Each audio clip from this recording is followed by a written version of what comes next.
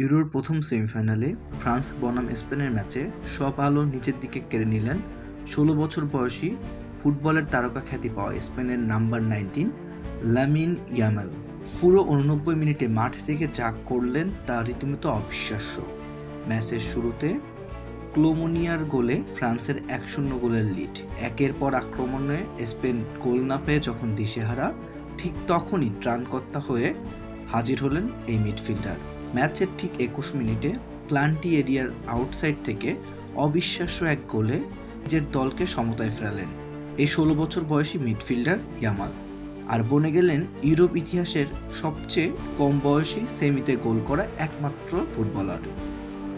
২৫ মিনিটে ইয়ামালের অ্যাসিস্টেই ওমোলো গোল পেয়ে দলকে নিয়ে গেলেন ২-১ লিডে।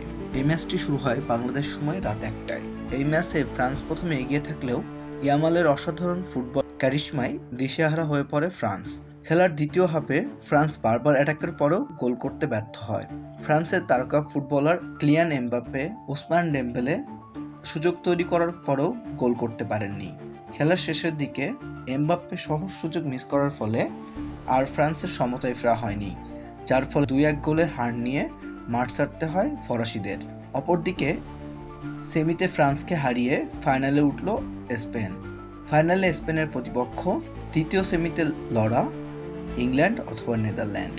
Text report Raunak Hasan, EM sports.